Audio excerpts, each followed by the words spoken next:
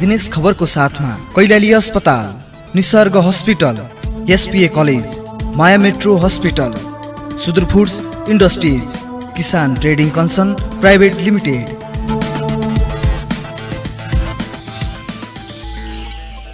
सुदूरपश्चिम प्रदेशको विकासप्रति समर्पित दिनेश एफएम 93.8 मेगाहर्टसँगै लम्कीको लम्की एफएम दिनेश खबरको फेसबुक पेज, मोबाइल र अनलाइनबाट समेत एकैसाथ प्रसारण भइरहेको बिहान 6:30 बजेको दिनेश खबरमा रक्ष्या भट्टको नमस्कार।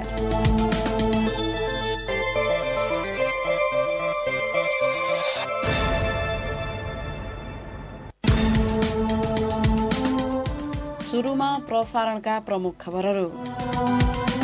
22 मेगावाट विद्युत उत्पादन गर्ने लक्ष्य राखेको सुदूरपश्चिम सरकारले पहुँच मार्ग समेत विस्तार गर्न सकेन।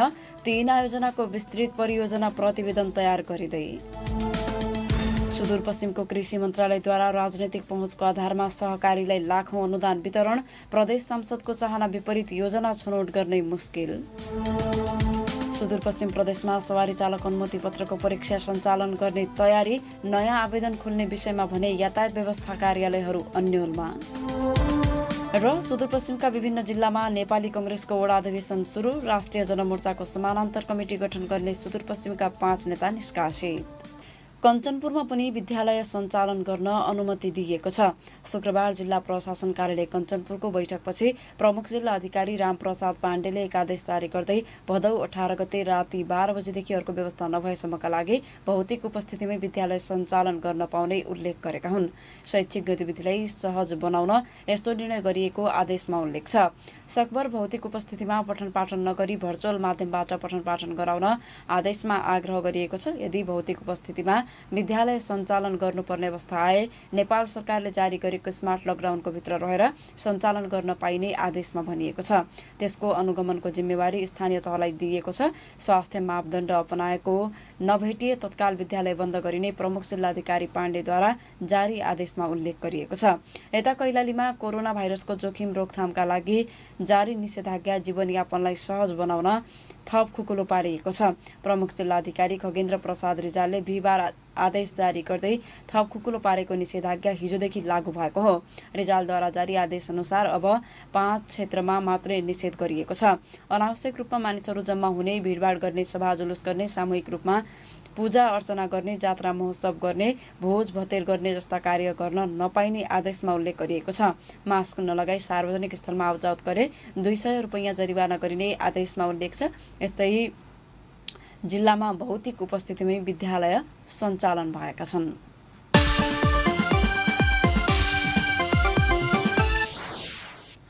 सुदूरपश्चिममा कोरोना भाइरसको जोखिमपछि ठप्प सवारी चालक अनुमति पत्रको परीक्षा सञ्चालन हुने भएको छ। यातायात व्यवस्था विभागको निर्देशनपछि सुदूरपश्चिममा पनि कोरोनाका कारण रोकिएको लाइसेन्सको परीक्षा सञ्चालन हुने भएको हो।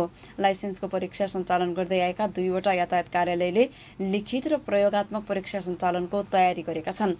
सुदूरपश्चिममा लाइसेन्सका लागि आवेदन दिएका 15,000 बढीले परीक्षा दिन पाएका छैनन्। सुनौ सहकर्मी रोशन भट्टको रिपोर्ट। यातायात व्यवस्था विभागको निर्देशनपछि सुदूरपश्चिममा पनि सवारी चालक अनुमति पत्र लाइसेन्सको परीक्षा सञ्चालन हुने भएको हो। कोरोना जोखिम सुरु भएपछि पूर्ण रूपमा बन्द भएको लाइसेन्सको परीक्षा हालसम्म सुरु हुन सकेको थिएन। लाइसेन्स वितरणमा ढिलासुस्ती भइरहेको आरोप खेप्दै आएको यातायात कार्यालय पनि अहिले ट्रायल र लिखित परीक्षाका लागि तयारीमा जुटेका छन्। यातायात व्यवस्था कार्यालय धनगढीका प्रमुख लक्ष्मण शाह संक्रमणको विशेष तहमा सवारी चालक अनुमति पत्र परीक्षा तथा ट्रायल सञ्चालनको सम्बन्धी मापदण्ड निकालेर पुरानो ट्रायल र लिखित परीक्षाहरू छ त्यसलाई चाहिँ सम्पन्न गर्नेको लागि यसले चाहिँ सूचना निकालेर हामी चाहिँ अब यही 25 गतेदेखि नै परीक्षाहरू सञ्चालन गर्ने हामीले सूचना प्रकाशित गरिसकेका छौँ। सुदूरपश्चिममा यातायात व्यवस्था कार्यालय धनगढी र महेन्द्रनगरले लाइसेन्स वितरण गर्दै आएका छन्। कोरोना जोखिमपछि भने दुवै कार्यालयबाट प्रदान हुने सेवा बन्द भएको थियो। यसको मारमा सवारी चलाउन योग्य भएका चालकहरू परेका छन्। लाइसेन्सका लागि यातायात कार्यालय धनगढीमा 11,000 बढीले आवेदन दिएका छन्, जसमा 6,000 बढीले लिखित परीक्षा दिन पाएका छैनन् भने 5,000 बढी प्रयोगात्मक परीक्षाको पर्खाइमा बसेका छन्। उता महेन्द्रनगरमा पनि 3,500 जनाले लिखित र प्रयोगात्मक परीक्षा दिनका लागि आवेदन दिएका छन्। यातायात व्यवस्था कार्यालय महेन्द्रनगरका प्रमुख विनोद कुमार माली यातायात कार्यालयहरूले सूचना निकालिरहेको सन्दर्भमा यातायात व्यवस्था कार्यालय कञ्चनपुरले पनि अब आफ्नो तयारी गर्दैछ। हाम्रो ट्रायल फिल्ड चाहिँ मर्मतको काम भइरहेछ अहिले तत्कालको लागि। ट्रायल फिल्ड मर्मत भएपछि हामी सम्भवतः यो महिना अन्तिम अथवा चाहिँ असोजको पहिलो हप्ता सूचना निकाल्छौँ, त्यस्तो तयारीमा छौँ। यातायात व्यवस्था कार्यालय धनगढीले आउँदो 25 गतेबाट विगतमा रोकिएको लिखित तथा ट्रायल परीक्षा सञ्चालन गर्नका लागि सूचना समेत जारी गरिसकेको छ। तर महेन्द्रनगरले भने भदौको अन्तिम सातापछि मात्रै सूचना सार्वजनिक गर्ने जनाएको छ। विगतमा रोकिएको परीक्षा सञ्चालन हुने भए पनि नयाँ आवेदन खुल्ने विषयमा भने अन्यल छ। फेरि एकपटक यातायात व्यवस्था कार्यालय धनगढीका प्रमुख शाह, सिस्टममा हामी जाँदैछौँ, त्यसले गर्दा यो पुरानोवाला चाहिँ सम्पन्न गर्नुपर्ने र नयाँ पनि लागू गर्ने भएकोले अहिले हाललाई चाहिँ अहिले पुरानोलाई उ गर्ने सम्पन्न गर्ने र यसलाई चाहिँ सम्पन्न गर्ने, त्यस पश्चात मात्रै खोल्ने भन्ने अब विभागको निर्णय अनुसार त्यस्तो भएको छ। अब यो सम्पन्न भइसकेपछि मात्रै खोल्ने चाहिँ माथि विभागबाटै हो। दिनेश खबरका लागि रोशन भट्ट, धनगढी। 22 मेगावाट विद्युत उत्पादन गर्ने लक्ष्य राखेको सुदूरपश्चिम सरकारले आयोजना स्थल जोड्ने पहुँच मार्ग समेत विस्तार गर्न असफल भएको छ। प्रदेश सरकारले 3वटा जलविद्युत आयोजना निर्माणका लागि प्रत्येक वर्ष बजेट विनियोजन गर्दै आएकोमा अहिलेसम्म पहुँच मार्ग समेत विस्तार नभएको हो। प्रदेश सरकारले बैतडीको सुर्नाया नदी तथा दार्चुलाको नौगाडबाट 22 मेगावाट विद्युत उत्पादन गर्ने लक्ष्य राखेको छ। 3वटा आयोजना निर्माणका लागि भने विस्तृत परियोजना प्रतिवेदनको काम भइरहेको छ। सुनौ सहकर्मी नारायण अवस्थीको रिपोर्ट। सुदूरपश्चिम प्रदेशमा हजारौं मेगावाट विद्युत उत्पादन गर्न सकिने सम्भावना रहेको भए पनि प्रदेश सरकारलाई भने 3 देखि 20 मेगावाट क्षमताका जलविद्युत आयोजना मात्रै निर्माण गर्न सक्ने अधिकार प्रत्यायोजन गरिएको छ। सुदूरपश्चिम सरकारले बैतडीको सुर्नाया नदी र दार्चुलाको नौगाडबाट 22.33 मेगावाट विद्युत उत्पादन गर्ने लक्ष्य राखेकोमा गत वर्षको बजेटमै आयोजना स्थलसम्म पहुँच मार्ग विस्तार गर्ने योजना राखिएको थियो। बजेट विनियोजन भए पनि प्रदेश सरकारले सडक निर्माणको काम समेत गर्न नसकेको हो। गत आर्थिक वर्षको बजेटमा नौगाड तथा सुर्नायामा सडक पुगाउन 80 लाखका दरले बजेट राखिएको भए पनि सडक निर्माण नै नगरेको बताउँछन् पूर्व भौतिक पूर्वाधार विकास मन्त्री पठान सिंह बोहरा। गतको आर्थिक वर्षको बजेटमा साइटमा पुग्नका लागि जलविद्युत गिरह निर्माणका लागि त्यो ठाउँमा जानका लागि पहिला त बाटो चाहिन्छ, सडक चाहिन्छ। त्यो सडक निर्माणका निम्ति 80 लाख बजेट विनियोजन गरिएको थियो। त्यो काम कुनै पनि हुन सकेन। सुदूरपश्चिमका विभिन्न नदीहरूबाट प्रदेश सरकारले 1651 मेगावाट जलविद्युत उत्पादन गर्न सक्ने अनुमान गरिएको छ। प्रदेशका साना नदीहरूबाट उक्त क्षमताको विद्युत उत्पादन गर्ने अधिकार प्रदेश सरकारसँग भए पनि 22 मेगावाटका 3वटा जलविद्युत आयोजनाको भने प्रारम्भिक वातावरणीय प्रभाव अध्ययन गरेर विस्तृत परियोजना प्रतिवेदनका लागि सम्झौता भएर काम भइरहेको भौतिक पूर्वाधार विकास मन्त्रालयले जनाएको छ। मन्त्रालयका इन्जिनियर तथा सूचना अधिकारी छविराज जयसी, पहिलो आर्थिक वर्षमा हामीले प्री फिजिबिलिटी स्टडी गर्यौं भने दोस्रो आर्थिक वर्षमा डिटेल फिजिबिलिटी स्टडी चाहिँ गर्नको लागि परामर्शदाता मार्फत यो कार्य गर्नको लागि हामीले ईओआई गर्यौं। ईओआई मार्फत हामीले चाहिँ परामर्शदाता सेलेक्ट गरेर त्योसँग चाहिँ सम्झौता गरेर अहिले उहाँहरूले फिल्डमा चाहिँ विस्तृत सम्भाव्यता अध्ययन प्रतिवेदनको चाहिँ सर्वे गर्ने काम चाहिँ गरिराख्नु भएको छ। विस्तृत परियोजना प्रतिवेदन आएपछि त्यो प्रतिवेदनको पुनरावलोकन गरेर सरकारले कुन प्रारूपमा निर्माण गर्ने भन्ने तय हुनेछ। यसरी निर्माण कार्य पूर्वका सबै चरण पूरा गर्न केही समय लाग्न सक्ने र त्यसपछि स्रोत व्यवस्थापनको सुनिश्चितता भएपछि मात्रै निर्माणको काम अगाडि बढ्ने मन्त्रालयले जनाएको छ। फेरि एकपटक सूचना अधिकारी तथा इन्जिनियर जयसी, कार्यान्वयनको सन्दर्भमा के छ भने सबभन्दा पहिला त मन्त्रालयले चाहिँ यो प्रोजेक्ट यति क्षमताको प्रोजेक्ट यो ठाउँमा बन्छ भन्ने प्राविधिक हिसाबले हामीले त्यसलाई प्राविधिक आर्थिक वातावरण हिसाबले हामीले त्यसलाई चाहिँ यो प्रोजेक्ट ठिक छ भनेर त्यसको चाहिँ डिटेल प्रतिवेदन प्रदेश सरकारलाई चाहिँ बुझाइसकेपछि यो प्रदेश सरकारले त्यसपछि त्यो आयोजनालाई कुन मोडालिटीमा चाहिँ निर्माण गर्ने, प्राइभेट सेक्टरमा गर्ने कि सरकारीबाट गर्ने कि कसरी गर्ने हो, त्यसको मोडालिटी चाहिँ पहिला तय हुनुपर्छ। सुदूरपश्चिममा 18,149 मेगावाट जलविद्युत उत्पादन गर्न सक्ने सम्भावना रहेको छ। तर अहिलेसम्म सुदूरपश्चिममा 41 मेगावाट मात्रै विद्युत उत्पादन भएको छ। प्रदेश सरकारले 6.97 मेगावाट क्षमताको नौगाड, 7.65 मेगावाटको सुर्नाया र 7.71 मेगावाटको माथिल्लो सुर्नाया जलविद्युत आयोजनाको निर्माण गर्ने लक्ष्य राखेको छ। दिनेश खबरका लागि नारायण अवस्थी, धनगढी। दार्चुलाको मार्मा गाउँपालिकामा थप मध्य चमेलिया जलविद्युत आयोजना निर्माण हुने भएको छ। बिटुले भन्दा माथिल्लो क्षेत्रमा निर्माण हुने सो आयोजना 28.30 मेगावाटको हुने जनाइएको छ। दार्चुला पावर प्रणालीले सो जलविद्युत आयोजना अघि बढाउन लागेको हो। आयोजनाको प्रारम्भिक वातावरणीय परीक्षण अध्ययनको काम सुरुवात भएको कम्पनीले जनाएको छ। अध्ययनका क्रममा कम्पनीले आयोजना निर्माण गर्दा स्थानीय क्षेत्रको भौतिक, जैविक, प्राकृतिक, सांस्कृतिक, आर्थिक तथा सामाजिक क्षेत्रमा पर्न सक्ने असरबारे सरोकारवालासँग राय सुझाव माग गरेको छ। यसका असरबारे सम्बन्धित सरोकारवालालाई एक साताभित्र आइपुग्ने गरी राय सुझाव पठाउन अपिल गरिएको छ। मार्मा 2, 3, 4, 5 र 6 भएर बग्ने चमेलिया नदीको पानी प्रयोग गरी लामबगरमा बाँध निर्माण गरिने कम्पनीले जनाएको छ। बाँधमा जम्मा भएको करिब 7080 मिटर लामो हेडरेस्ट पाइप मार्फत सतहित विद्युत ग्रहमा खसाली विद्युत उत्पादन हुने गरी डिजाइन तयार गरिएको कम्पनीले जनाएको छ। आयोजना सम्पन्न गर्न 6,18,94,44,000 लागत अनुमान गरिएको छ। आयोजना सम्पन्न भएपछि वार्षिक सरदर 118.52 मेगावाट घण्टा विद्युत उत्पादन हुनेछ। अहिले अपहिमाल गाउँपालिकाको मकरीगाडमै 10 मेगावाटको मकरीगाड हाइड्रो पावर निर्माणाधीन छ। अपहिमालको वडा नम्बर 1 मा 60 मेगावाटको विद्युत उत्पादन गर्ने गरी सम्भाव्यता अध्ययनको काम भइरहेको छ।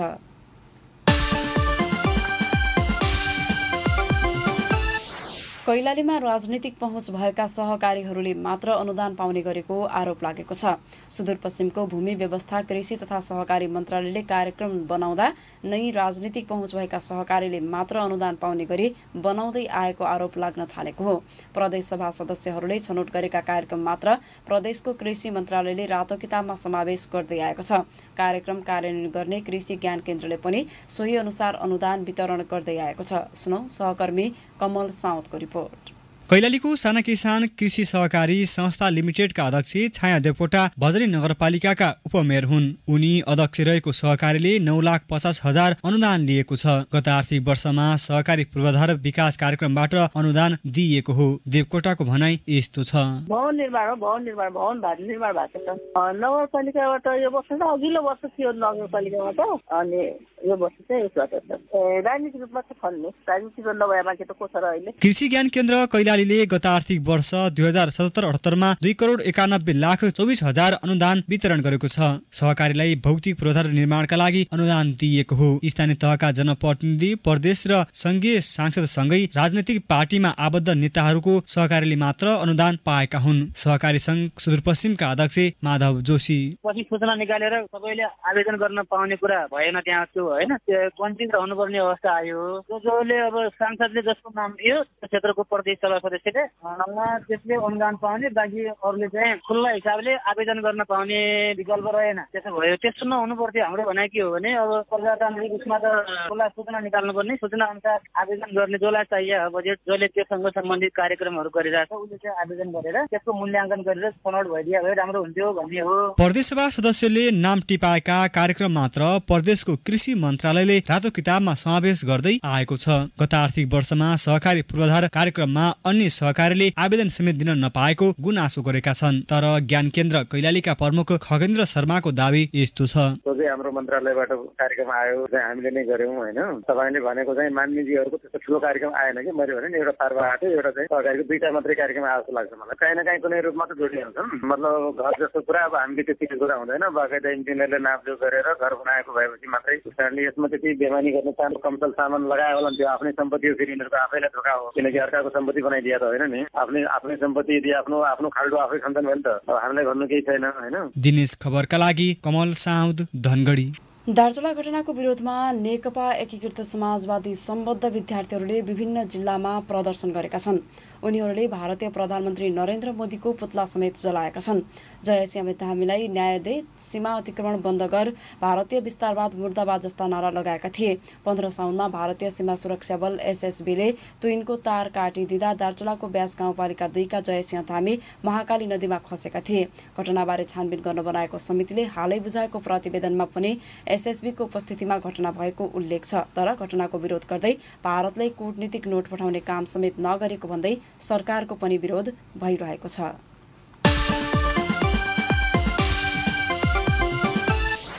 नेपाली कांग्रेसको 14औं महाधिवेशन अन्तर्गत सुदूरपश्चिमका विभिन्न जिल्लामा पनि वडा अधिवेशन भएको छ। मङ्सिर 9 देखि 13 गतेसम्म हुने महाधिवेशन कार्यतालिका अनुसार शुक्रबार विभिन्न जिल्लामा वडा अधिवेशन आरम्भ भएको हो। बझाङ, डोटी, अछाम र कञ्चनपुरमा अधिवेशन सुरु भएको जिल्ला समितिहरूले जनाएका छन्। दार्चुला र बैतडीमा 22 गते अधिवेशन सुरु हुने तयारी छ भने कैलाली, डडेलधुरा लगायतका जिल्लाको अधिवेशन टुङ्गो लागेको छैन। विभिन्न जिल्लाको क्रियाशील सदस्यको सूची सार्वजनिक नभएकाले वडा अधिवेशन टुङ्गो अन्यलमा परेको हो। राष्ट्रिय जनमोर्चाले सुदूरपश्चिममा समानान्तर कमिटी गठन गर्ने नेता तथा कार्यकर्तालाई कारबाही गरेको छ। शुक्रबार धनगढीमा आयोजित पत्रकार सम्मेलनमा भदौ 17 र 18 गते पार्टीको केन्द्रीय समितिको बैठकले अवैधानिक भेला राख्ने तथा नेता तथा कार्यकर्ताहरूलाई सबै पदबाट हटाउनुका साथै साधारण सदस्यबाट समेत निष्कासन गरेको जनाएको छ। सुदूरपश्चिम प्रदेशका नाममा अवैध भेला बोलाएको तथा फुटपरस्त गतिविधि गरेको भन्दै पार्टीका केन्द्रीय सदस्य लालबहादुर जागिरी, केन्द्रीय सल्लाहकार लोकेन्द्र लम्साल, केन्द्रीय पार्षदहरू लच्छीराम आचार्य, केशवनाथ योगी, गोविन्द विकलाई साधारण सदस्यबाट समेत निष्कासन गरिएको पार्टीका प्रदेश अध्यक्ष नन्दराज भट्टले बताए। पत्रकार सम्मेलनमा राष्ट्रिय जनमोर्चाका महासचिव मनोज भट्टले सुदूरपश्चिममा समानान्तर समिति गठन गर्दै त्यसको नेतृत्व गर्नेलाई कारबाही गरिएको बताए। भट्टले भारतीय पक्षको उक्साहटमा एमाले अध्यक्ष केपी शर्मा ओलीको गणतन्त्र, धर्म, निरपेक्षतालाई समाप्त पार्न खोजेको र पटक पटक संसद विघटन गरेकाले जनमोर्चा त्यसका विरुद्ध 5 दलीय गठबन्धनमा सहभागी भएको बताए। यसै विषयमा सहकर्मी नारायण अवस्थीले राष्ट्रिय जनमोर्चाका महासचिव भट्टसँग कुरा गरेका छन्। पहिला त तपाईँको प्रश्नसँग म सहमत छैन। विद्रोह होइन, फुटप्रस्त तत्त्वहरूको गतिविधि हो त्यो। किन फुट आयो त पार्टीमा? होइन, यसो पार्टीमा तपाईँको चाहिँ लगातार तपाईँको चाहिँ भइरहन्छ। यसो तपाईँको फुटप्रस्त गतिविधिहरू विगतमा पनि हुँदै आएका छन्। तर त्यो फुटप्रस्तहरूको गतिविधिमा कोही भ्रममा चाहिँ छैनन्। एउटा ठुलै तपाईँहरूको समर्थकहरू, कार्यकर्ताहरूको समूह त विभाजित भयो नि, यसले त क्षति होला पार्टीलाई? होइन, यसो छ, अब पार्टीमा अनुशासन भएन भने क्षति हुन्छ होइन। अनुशासन बलियो भयो भने सानो पार्टीले पनि धेरै काम गर्न सक्छ। अनुशासन भएन भने ठुलो पार्टीले पनि काम गर्न सक्दैन। त्यसैले गर्दाखेरि अहिले जुन फुटप्रस्तहरूले यहाँ गतिविधि गरेका छन् त्यसले पार्टीलाई तपाईँको चाहिँ खासै त्यति ठुलो असर पार्दैन। विवादको मुख्य जड त तपाईँहरू नै हो, संस्थापन पक्ष नै भन्ने छ त उनीहरूको आरोप? होइन, त्यो आरोपका लागि आरोप हो। किनभने हामीले लगातार पार्टीभित्र जनवादी केन्द्रितताको आधारमा सबै तपाईँको चाहिँ निर्णयहरू गर्ने गरेका छौँ। पार्टीको लगातार राष्ट्रिय सम्मेलन हुन्छ, राष्ट्रिय भेला हुन्छ, राष्ट्रिय परिषदको बैठक हुन्छ, केन्द्रीय समितिको बैठक हुन्छ। ती बैठकहरूमा प्रत्येक सदस्यलाई आफूलाई लागेका कुराहरू उनीहरूले उठाउन पाउँछन्। त्यसको पक्षमा बहुमत जुटाउनका लागि उनीहरूलाई अवसर दिइन्छ। त्यसले गर्दाखेरि हामीले यो तपाईँको चाहिँ जुन उनीहरूको फुटप्रस्त गतिविधि छ यो हामीद्वारा सृजित भएको होइन। उनीहरू नै गलत उद्देश्यद्वारा पार्टीलाई छुटाउन खोजेका हुन्। तै पनि अब संगठनात्मक हिसाबले तपाईँहरूको पार्टी सानो छ देशव्यापी रूपमै, यसरी कारबाही चलाउँदै गर्यो, पार्टीबाट निष्कासित गर्दै गर्यो भने पछि त पार्टीको नाम मात्रै बाँकी रहला नि त तपाईँहरूसँग? होइन, गलत गर्यो, पार्टीले गलत नीति लियो, हामीले चाहिँ अराजकहरूलाई, अनुशासनविहीनहरूलाई पार्टीमा प्रश्रय दियौँ भने त्यसले पार्टीलाई कमजोर गराउँछ, सानो गराउँछ। तर पार्टीभित्र अनुशासन कायम भयो भने त्यसले चाहिँ पार्टीलाई कमजोर गराउन झन् बलियो बनाउँछ। उनी थिए राष्ट्रिय जनमोर्चाका महासचिव मनोज भट्ट सहकर्मी नारायण अवस्थीसँग कुरा गर्दै।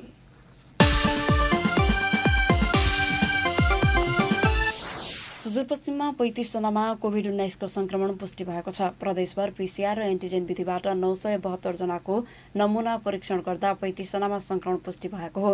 सेती प्रादेशिक अस्पतालमा 123 जनाको नमूना परीक्षण गर्दा 24 जना, महाकाली अस्पतालमा 12 जनाको नमूना परीक्षण गर्दा 2 जना र डडेलधुरा अस्पतालमा 13 जनाको नमूना परीक्षण गर्दा 1 जनामा कोभिडको संक्रमण पुष्टि भएको स्वास्थ्य निर्देशनालयले जनाएको छ। यस्तै कमल बजार प्रयोगशालामा 4 जनाको नमूना परीक्षण गर्दा कसैमा पनि संक्रमण पुष्टि नभएको निर्देशनालयले जनाएको छ। हिजो प्रदेशभर 40 जना संक्रमण मुक्त भएका छन्।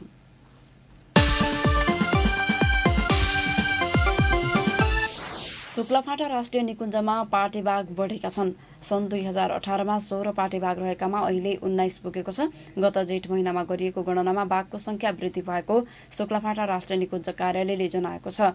निकुञ्जका प्रमुख संरक्षण अधिकृत दिलबहादुर पूर्जा पुनले शुक्रबार आयोजित कार्यक्रममा बाघको संख्या वृद्धि भएको जानकारी दिए।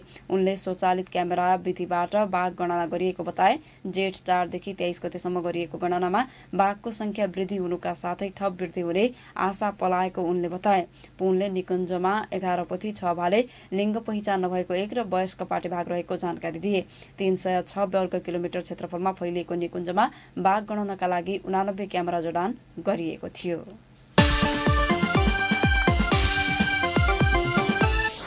प्रकृतिका कुचिकारका रूपमा रहेका गिद्धको संख्या बढ्न थालेपछि कञ्चनपुरका संरक्षणकर्मी निकै उत्साहित भएका छन्।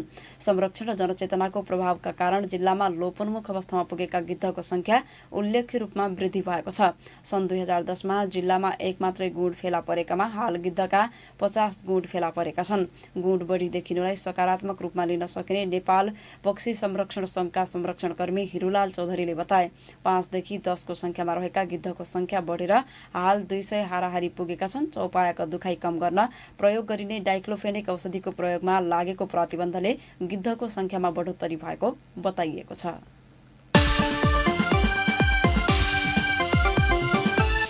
बाजुराको बढीमालिका नगरपालिका 2 मैमातोला अमल सेडी बस्ती बाढी कटानको उच्च जोखिममा परेको छ। बुढीगंगा नदीले कटान गर्न थालेपछि बस्ती बाढी पहिरोको जोखिममा परेको हो। अमल सेडीवासीको जमिन बुढीगंगाले वर्षेनी कटान गर्दै आएको छ। 2 वर्ष यता बस्ती नै जोखिममा परेको छ। बस्ती तलबाट जमिन बिस्तारै कटान गर्न थालेपछि आफूहरू पूर्ण रूपमा विस्थापित हुने अवस्थामा पुगेको स्थानीय मीन बहादुर रोकाले बताए। उनका अनुसार नियमित रूपमा परिरहेको वर्षाका कारण स्थानीयको खेतीयोग्य जमिन बुढीगंगा नदीले कटान गर्दै बस्तीको आँगनीसम्म पुगेको छ। स्थानीयको 30 रोपनी भन्दा बढी रहेको जमिन नदीले अहिले कटान गरेको छ। बाटो नदीले कटान गरेपछि आवत जावत गर्न समेत समस्या भएको छ।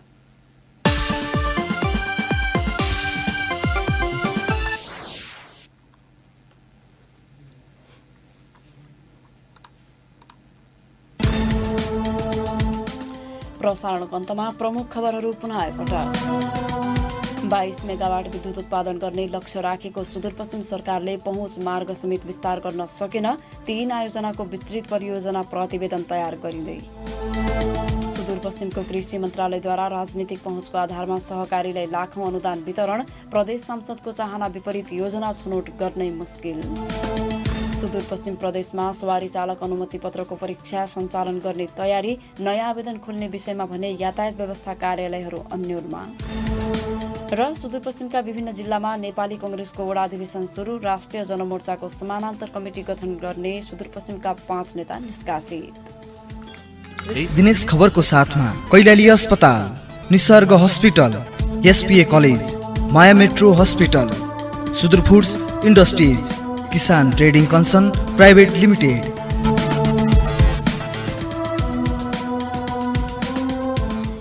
अवस्था दिनेश एफएम 93.8 मेगाहर्जसँगै लम्कीको लम्की एफएम दिनेश खबरको फेसबुक पेज, मोबाइल र अनलाइनबाट समेत एकैसाथ प्रसारण भइरहेको बिहान 6:30 बजेको दिनेश खबर सकियो। साँझ 6:30 बजे अर्को दिनेश खबर लिएर आउने नै छौँ। तपाईँ भने दिनेश एफएम सुन्दै र दिनेशखबर.com पढ्दै गर्नुहोला। अहिलेको समाचार बुलेटिनबाट रक्षा भट्ट पनि बिदा हुन्छु। नमस्कार, शुभ दिन।